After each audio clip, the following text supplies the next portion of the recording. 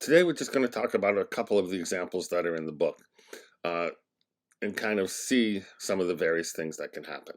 The first example in the book that we'll talk about is referred to as Battle of the Sexes, though it really could be a game between, say, any two roommates sharing a house or something like that. And I'm going to rephrase it from the way it's done in the book. I'll phrase it this way. You have the two players, the two people, say, who are living together, and they have to decide if they're going to go out to dinner and where. Well, both would like to go out to dinner. We have player one and player two, but they prefer different choices for restaurants. Player one, for example, might want to go out to an Italian restaurant. Player two wants to get Thai food. So they have to decide which they'll go to. Well, if they both decide they're going to go to an Italian restaurant, that's player one's favorite. Player one gets the most benefit. Player two gets some benefit because player two, the second roommate, is still going out. If they both decide that they're going to go to the Thai restaurant, this should have been different. This should be a 1 and a 2. That was a typo on the slide there. If they both decide to go to the Thai restaurant, player 2 gets the most benefit, and player 1 gets just a smaller benefit.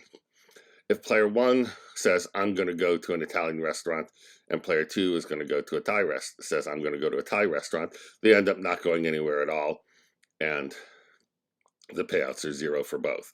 And the same if it's the other way around. Here, if we separate this into player 1's game, it looks like 2, 0, 0, 1. And player 2's game looks like 1, 0, 0, 2. These are just the second coordinates of each entry. Now, what should they do? Well, we can compute the safety levels, and it's easy to see that the safety levels are just the value of this game. And the value of game A and game B is they're both equal to 2/3. So the safety levels are just 2/3.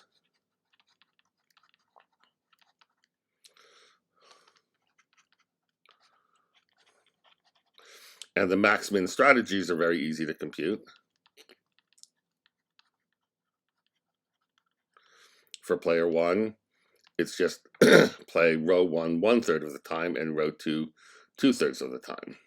So it's a 1/3, 2/3 max-min strategy. For player two, it's just reversed, a 2/3, 1/3.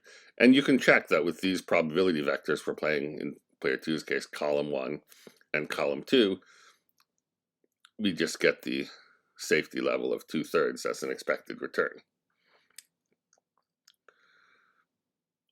Let's talk about what happens at different positions here. If both players select one, meaning player one selects row one, player two selects column one, and we end up going here to the Italian restaurant, that's a strategic equilibrium, a pure strategic equilibrium. Neither player says, I wish I'd made the other selection, because either player, if he or she had made the other selection, would make it so they didn't go out at all.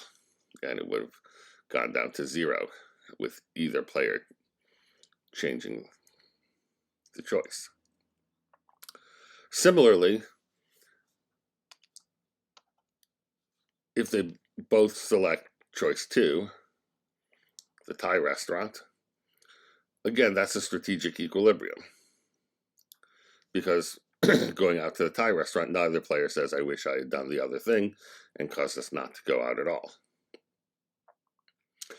But there's a big difference between these two strategic equilibria. One is better for player one, this first one. The second one here is better for player two. So here's the question. Knowing this, what can the players do to both avoid getting the zeros, so they still go out, and to get their favorite choice of which equilibrium, in this case, which restaurant, to go to? They could try playing safety level strategies, but you see that ends up being worse for both people than these other strategic equilibria. The safety levels, playing these max-min strategies, leave a good chance of not going to any restaurant at all, and an average payout of only 2/3. So what do? Well, there's no obvious answer if they're just playing the game once. Of course, in real life, if you have two people, whether it's a married couple or just any two roommates who are making this decision several times, they're probably going to talk about it and make some agreement so that they can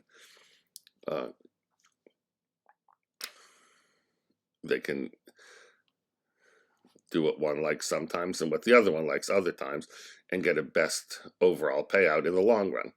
But if we think of this as a non-cooperative game where it's just each one makes the choice, they show what their choice is, and then follow the outcome, there is no perfect strategy. There's nothing either one can do to force the situation that's best for them. Well, see, this is a common situation in general sum games, that in the under the non-cooperative assumption, we often end up with distinctly suboptimal results. And one of the best examples of this is the prisoner's dilemma. We're going to spend a lot of time trying to understand how people play the prisoner's dilemma. I've written it here as it appears in our book, where we have two players here, player one and player two. We envision this as these two players are people who are arrested for committing a crime.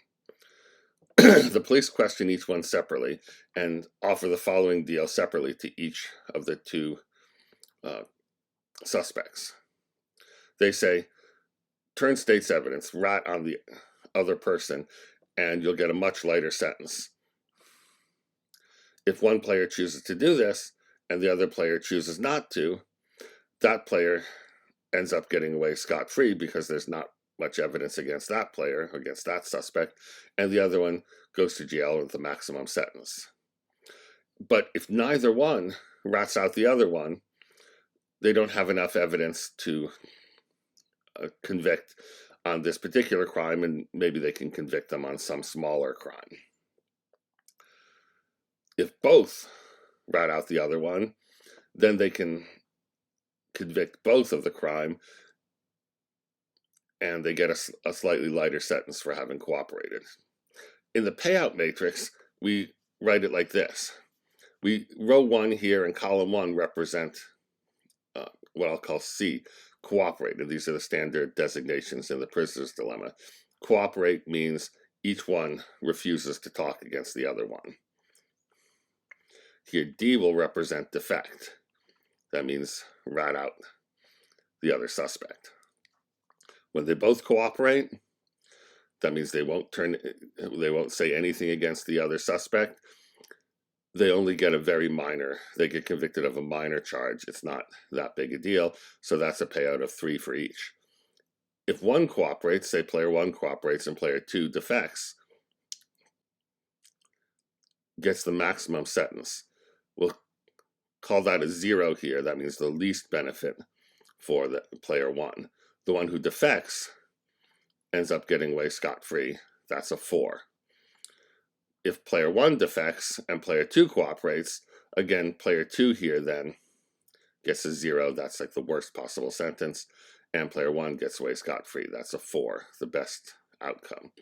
If they both defect, they both turn evidence against the other one, they still go to jail, but for a slightly shorter time. That's represented by 1s for each player.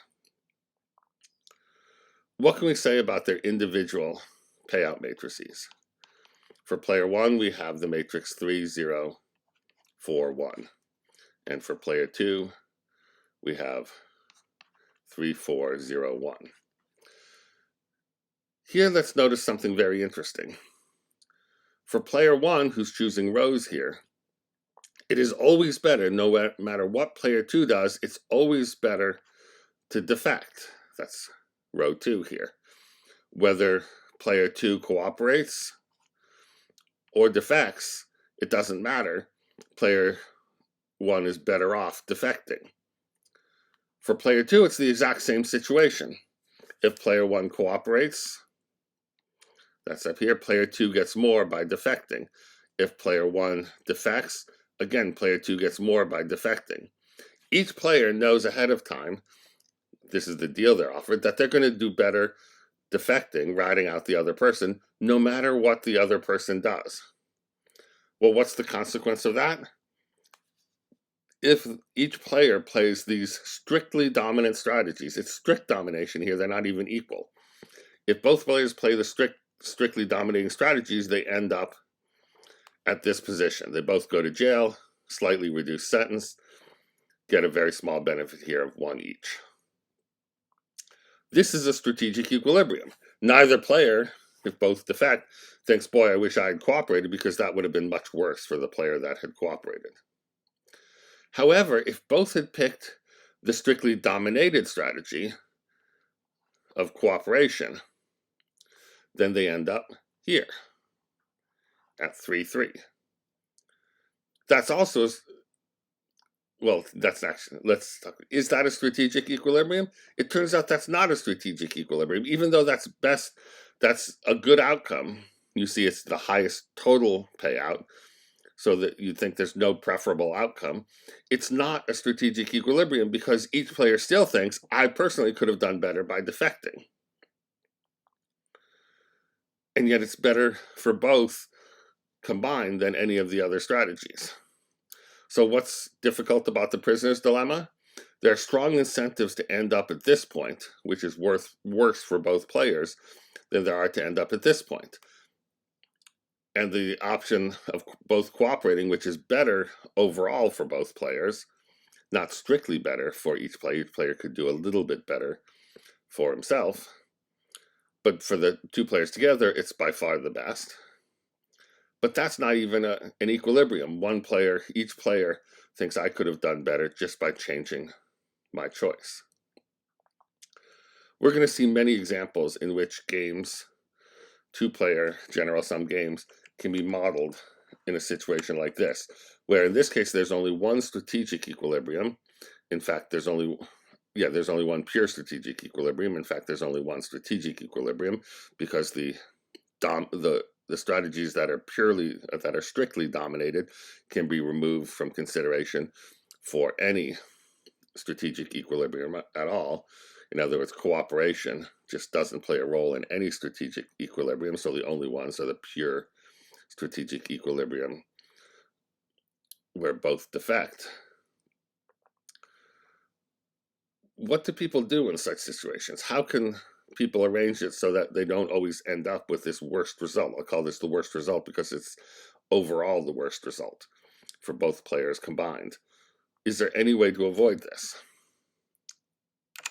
Let's look at a minor variant of the prisoner's dilemma, which is called split or steal. Now, this has been used in many different situations. It's even been on a game show, so I'm posting some videos for you guys to watch about how this actually plays out on a British game show. The situation is this: there's a big pot of money. On TV, they have a different part of the show, the earlier part of the show, where they have to do various things to determine how big a pot of money. But the idea is at the end, there's a big pot of money, and there are two contestants, and then just before the show is done, they get the option to split the pot of money, each person taking half, or try to steal it. So each player individually has to choose split or steal. Or, as I'm going to now write down, cooperate or defect, which will mean split or steal for us, if it's formulated in terms of the prisoner's dilemma. If they both cooperate, they both choose to split the money, then each goes away with half.